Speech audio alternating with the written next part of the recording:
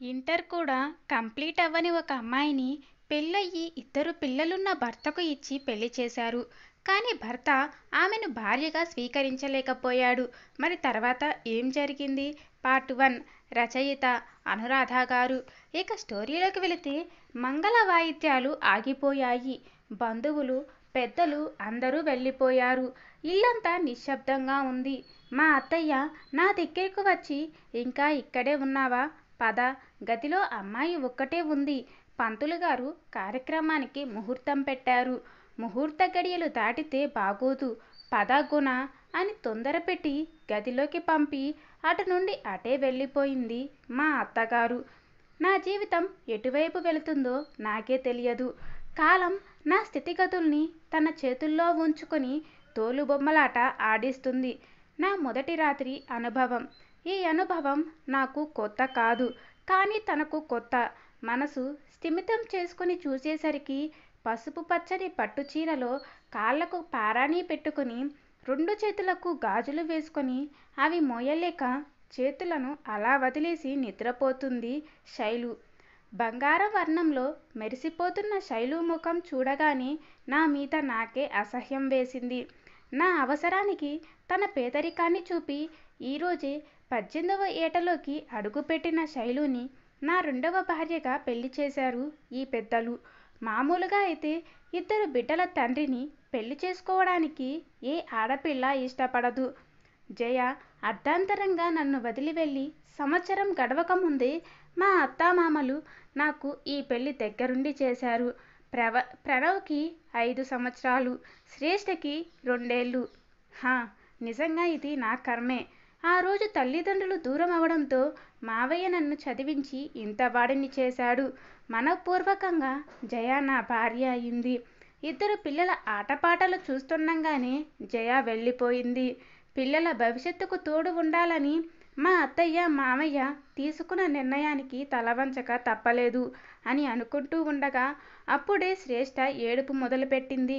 ఆ ఏడుపు విన్న శైలు వెంటనే లేచి కూర్చొని డోర్ ఓపెన్ చేసుకుని బయటికి వెళ్ళిపోయింది. నువ్వు వెళ్ళు శైలు, నేను పాలు పడతానులే అంది మా అత్తయ్య. వద్దులేండి, నేను పడతాను అని శ్రేష్ఠని తన చేతుల్లోకి తీసుకుని మంచం మీద దిండుకు ఆనుకొని కూర్చుని శ్రేష్ఠని ఒడిలో పెట్టుకుని పాల డబ్బా నోటికి అందించింది శైలు. కాసేపటికి శ్రేష్ఠ పాలు తాగుతూ నిద్రపోయింది. చూస్తే శ్రేష్ఠనే కాదు, శైలు కూడా అలాగే పడుకుంది. పాపని తనతో తీసుకెళ్తానని అత్తయ్య పాపని తీసుకోబోతే శ్రేష్ఠ చెయ్యి శైలు పట్టుకొని ఉండడంతో వద్దని అత్తయ్యని పంపించి డోర్ వేశాను.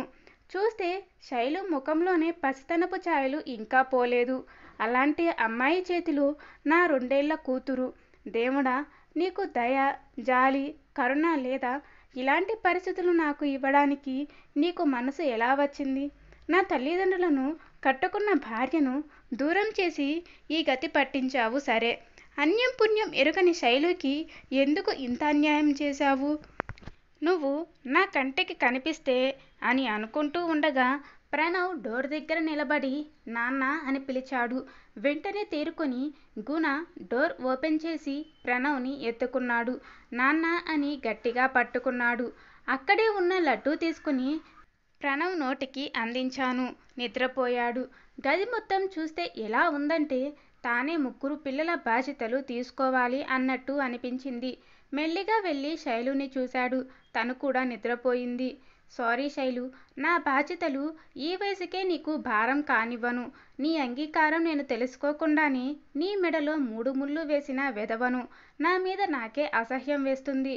పెళ్లికి ముందు ఒక్కసారైనా నీతో మాట్లాడి ఉంటే బాగుండేది. నన్ను క్షమించు శైలు అని మౌనంగా వేడుకున్నాడు. శైలు ఒడిలో ఉన్న శ్రేష్ఠని నా చేతుల్లోకి తీసుకోబోయాను. నా చేతి స్పర్శ తన ఉదరాన్ని తాకగానే దిక్కున లేచి చూసింది శైలు బెరుకుగా. శైలు బెదురుతున్న కళ్ళను చూసి నేను ఏం చెయ్యను అని నా కళ్ళతో తనకు భరోసా ఇచ్చాను. శ్రేష్ఠని తీసుకుని పక్కన ఉన్న ఉయ్యాలలో పడుకోబెట్టాను. ప్రణవ్ని బెడ్ మీద పడుకోబెట్టి శైలు తల మీద చెయ్యి వేశాను. తనలో మెల్లిగా వణుకు మొదలవుతుంది. పిచ్చి శైలు, నా కళ్ళు కామంతో కళ్ళు మూసుకుపోలేదు. 10 మంది పిల్లలకు పాఠాలు చెప్పే నేను నాకు నీతో ఎలా మసులుకోవాలో ఆ మాత్రం తెలియదా? శైలు ఒంటి మీద ఉన్న నగలు అన్నీ తీసి పక్కన పెట్టి కబోర్డ్ ఓపెన్ చేసి నైట్ డ్రెస్ ఇచ్చి, నువ్వు డ్రెస్ చేంజ్ చేసుకో, నేను బయటికి వెళ్తాను అన్నాను. సరే అని తల ఊపింది శైలు. కాసేపు అయ్యాక గుణ లోపలికి వచ్చి చూస్తే శైలు తన బ్యాగ్లో ఏవో వెతుకుతూ కనిపించింది. గుణ మెల్లిగా వెళ్ళి కూర్చుని ఏం కావాలి అని అడిగాడు. ఏం లేదు అని తల అడ్డంగా ఊపి భయంతో తలదించుకుంది. శైలు, ఏమన్నా తిన్నావా అని అడిగాను. లేదు అన్నట్టు తల ఊపింది శైలు. పెళ్ళికి చేసిన పెరుగన్నం తీసుకుని వచ్చి నోటికి అందించాను. ఎంత ఆకలిగా ఉందో ఏమో. నిర్మోహమాటంగా గుణ ఒక్కొక్క ముద్ద పెడుతుంటే ఆపకుండా పూర్తి చేసింది శైలు. సరే శైలు, పడుకో అని బెడ్ చూపించి సోఫాలో కళ్ళు మూసుకొని పడుకున్నాను. మరుసటి రోజు గుణ లేచి చూసేసరికి తన గదిలో శైలు, పిల్లలు లేరు. గది నుండి బయటకు రాగానే హాల్లో ఆడుకుంటున్నాడు ప్రణవ్. శైలు కోసం వెతికాయి గుణ కళ్ళు. శ్రేష్టని ఎత్తుకుని తల తుడుస్తూ కనిపించింది శైలు. చూస్తుండగానే శ్రేష్టకి డ్రెస్ వేసి పాలు పడుతుండగా మా అత్తయ్య వెళ్ళి, శైలు వెళ్ళి గుణని స్కూల్కి పంపు అంది.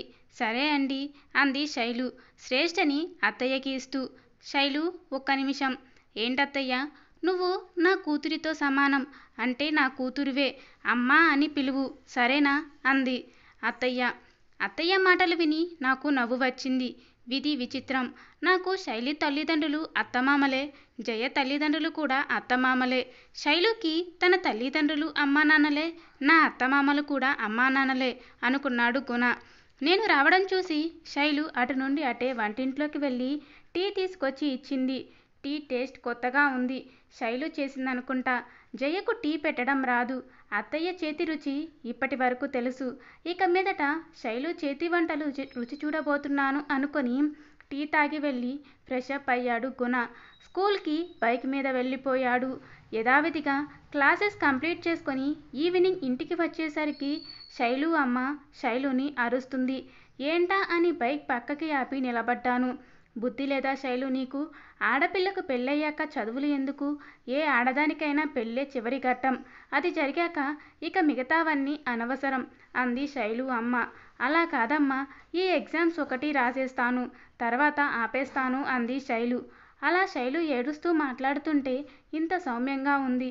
సరదాగా ఉంటే ఎలా ఉంటుందో అనుకుంటుండగా వద్దని చెప్పానా అని ఇంకా రెట్టించి అరిచింది శైలు కన్న తల్లి. చిన్నపిల్ల, రాయనివ్వండి అంది మా అత్త, అదే జయ అమ్మ. ఆస్తులు పోయాక దీనికి పెళ్లి చేయడమే గగనం, అట్లాంటిది అని ఏదో అలా నెట్టుకొస్తున్నాము. వీళ్ళ మాటలు వింటున్న గుణ ఫాస్ట్గా ఇంట్లోకి వెళ్ళాడు. గుణ రాకతో అందరూ మౌనం వహించారు.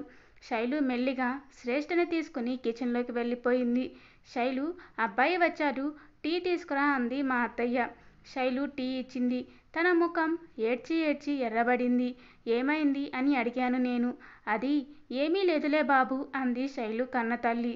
మా అత్తయ్య తిరిగి, గుణ శైలు ఇంటర్ సెకండ్ ఇయర్ ఎగ్జామ్స్ రాస్తానని అడిగింది, రాపిస్తే పోలా అంది.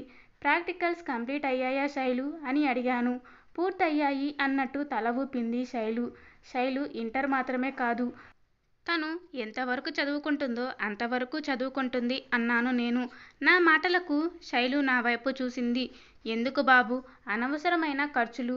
నీ బిడ్డలను చూసుకోవడానికే శైలుని నీకు ఇచ్చి పెళ్లి చేసింది అంది శైలు కన్న తల్లి. శైలుని నాకు ఇచ్చి పెళ్లి చేశారు. మీ బాధ్యత పూర్తయిపోయింది. ఇప్పుడు శైలు నా భార్య. నా భార్యను ఎలా చూసుకోవాలో నాకు తెలుసు అని శైలు భుజం మీద చెయ్యి వేశాను ప్రేమగా. శభాష్రా అల్లుడు, మగాడి మాటలు మాట్లాడావు. అది అలా ఉండాలి. చదివించరా నా కూతుర్ని అన్నాడు మా మామయ్య. అదే జయ వాళ్ళ నాన్న. జయకు పెద్దగా చదువు అబ్బలేదు. శైలు బాగా చదువుతుంది, చదివిస్తే తప్పేంటి అని నాకు కూడా ధైర్యాన్ని ఇచ్చాడు. మా ఇద్దరి దగ్గరికి వచ్చి బాగా చదువుకోవాలి, ఈ నాన్న పేరు నిలబెట్టాలి అన్నాడు శైలుతో మీసం తిప్పుతూ. శైలు నవ్వింది. మావయ్య శైలు వల్ల అమ్మ వైపు తిరిగి, మీ బిడ్డని మాకిచ్చేశారు. మీ బిడ్డ బాగోగులు మావి. మీరు నిశ్చింతగా ఉండండి. మీకు చూడాలి అనిపించినప్పుడు మీరు వచ్చి వెళుతూ ఉండండి. అంతేకాని శైలు మీద ఆంక్షలు పెట్టకండి అన్నాడు మావయ్య. వాళ్ళ అమ్మ మౌనంగా ఉండిపోయింది. అమ్మా శైలు, ఈ ఇల్లు నీ సొంత ఇంటితో సమానం. నువ్వు మా ఇంటి మహాలక్ష్మివి. ఈ ఇంటిలో నీ నవ్వు వినపడాలి కానీ నీ కన్నీళ్ళ చప్పుళ్ళు కాదు అన్నాడు మావయ్య. శైలు నవ్వింది. నేనేమడిగినా చెప్పినా తల ఊపే శైలు మావయ్య మాటలకు నవ్వింది. ప్రణవ్ నాకు బాగా అలవాటు. అందుకే నేను స్కూల్ నుండి వచ్చే సమయానికి నా ముందుకు వచ్చేస్తాడు. శ్రేష్టని ఎత్తుకుని మళ్ళీ కిచెన్లోకి వెళ్ళిపోయింది శైలు. శైలు ఎగ్జామ్స్కి ప్రిపేర్ అవుతుంది. మా అత్త దగ్గర ఉండి చూసుకుంటుంది. ఎగ్జామ్ సెంటర్కి నేనే తీసుకెళ్ళాను. ఎగ్జామ్ కంప్లీట్ అయ్యే వరకు నేను బయట వెయిట్ చేస్తున్నాను. లాస్ట్ బెల్ కాకముందే శైలు ఎగ్జామ్ రాసేసి వచ్చేసింది. ఏంటి శైలు అప్పుడే వచ్చేశావు? బాగా రాశావా అని అడిగాను. రాశాను అన్నట్టు తల ఊపి బైక్ వద్దకు ఫాస్ట్గా వెళ్ళి నిలబడింది. కానీ ఎందుకు అలా ప్రవర్తిస్తుందో అర్థం కాలేదు. అడిగిన శైలు సమాధానం చెప్పదు అని అర్థమయ్యి మౌనంగా ఇంటికి వచ్చాము. రెండో రోజు కూడా తీసుకెళ్ళాను. తాను బెల్ కొట్టకముందే రాకూడదని ఇన్విజిలేటర్తో మాట్లాడాను. నాకు సహకరించారు. తలదించుకొని వస్తుంది శైలు. తన ఫ్రెండ్స్ ఫాస్ట్గా వచ్చి శైలుని చుట్టుముట్టి ఏంటి శైలు కాలేజీకి రాలేదు అని అడిగింది ఒక అమ్మాయి. శైలుని గమనించిన ఇంకో అమ్మాయి నీకు పెళ్ళయిందా? మీ పేరెంట్స్ కకృతి పడి నీకు పెళ్లి చేసేశారా? ఇంకో 3 ఏళ్ళు ఆగితే నువ్వే చదివి మంచి ఉద్యోగం చేసి మీ ఇంటిని బాగు చేస్తావు కదా, కొంచెం కూడా బుద్ధి లేదు అన్నది ఇంకో అమ్మాయి. శైలు తలదించుకునే ఉంది. అయ్యయ్యో ఇందుకేనా శైలు ఎగ్జామ్ హాల్ నుండి త్వరగా వచ్చేసింది? నాకు అసలు అర్థం కాలేదు. ఇక మీదట పెళ్లి చేసుకుని తన జీవితం నాశనం అయ్యిందని అనే భావన కలగనీయను నా శైలుని. ఇక మీదట బాధ పెట్టకూడదు అని నిర్ణయం తీసుకుని ముందుకు వెళ్ళి శైలు ఎగ్జామ్ ఎలా రాశావు అని అడిగాను. నన్ను చూడగానే అందరూ శైలుని ఏమీ అనకుండా పక్కకు తప్పుకున్నారు. శైలు చెయ్యి పట్టుకుని ఇంటికి తీసుకొస్తుంటే శైలు ఫ్రెండ్స్ చూస్తూ ఉండిపోయారు. ఇంటికి రాగానే శైలు ఒక్క నిమిషం కూడా ఆలోచించకుండా పరిగెత్తుకుంటూ ఇంట్లోకి వెళ్ళి తలుపు వేసుకుంది. తన బాధ నాకు అర్థమైనా ఏమీ చేయలేను. ఏరా గుణ ఏమైంది? శైలు అలా వెళ్ళింది అని అడిగింది అత్తయ్య. జరిగింది చెప్పాను. చిన్నపిల్ల కదా, ఫ్రెండ్స్ ముందు చిన్నతనంగా అనిపించి ఉంటుంది. నేను సర్ది చెబుతాను, నువ్వు కూడా చెప్పు అని చెప్పి శైలు దగ్గరికి వెళ్ళింది అత్తయ్య. సాయంత్రం నేను ఎంత ప్రయత్నం చేసినా శైలుని చూడలేకపోయాను. ఎలాగైనా చూడాలని ఆడుకుంటున్న ప్రణవ్ని చూసి దూరం నుండి వాడి మీదకు చిన్న రాయి వేశాను. అది తగలగానే అమ్మా అని అరిచాడు. డోర్ ఓపెన్ చేసి శైలు వచ్చి ప్రణవ్ని ఎత్తుకుని ఏమైంది నాన్న? ఏమైంది? ఎందుకు ఏడుస్తున్నావు? చూడు అమ్మను చూడు అని జయ ఫోటో చూపిస్తూ అమ్మను చూడు వస్తుంది అనడంతో నా మనసు చివుక్కుమంది. ఏమల్లుడు నీ దేవి దర్శనం కలగలేదా అని అడిగాడు మావయ్య. అది మావయ్య అన్నాను. మగాడిని అని అనిపించిందా? వెళ్ళి మాట్లాడు, అంతేకాని కొడుకు మీద రాయి వేస్తావా అన్నాడు మావయ్య. అయ్యయ్యో కావాలని చేయలేదు మావయ్య అన్నాను. నాకు అంతా తెలుసులే కానీ కాలేజీ కాడ శైలమ్మ స్నేహితుల విషయం కూడా తెలిసిందిలే. హనుమంతు బిడ్డ చెప్పింది. బాధపడకు. జయ చేసిన పనికి మనకు చాలా అవమానాలు ఎదుర్కోవాలి అని తెలుసు కానీ శైలమ్మకి ఈ పెళ్లి జరగడం వలన నష్టం కలిగించకూడదు అని నా భుజం తట్టి లోపలికి వెళ్ళిపోయాడు. ఎంతసేపు చూసినా శైలు నాకు కనిపించలేదు. జయ అలా ఆత్మహత్య చేసుకోవడమే మా అందరికీ జరిగిన పరాభవం. శైలు చిన్నపిల్ల. దేవుడా నీదే భారం అని అక్కడే ఉన్న చైర్లో ఆనుకొని పడుకున్నాను. బాగా పొద్దుపోయాక గుణ లే ఈ పాలు తాగు అని అందించింది అత్తయ్య.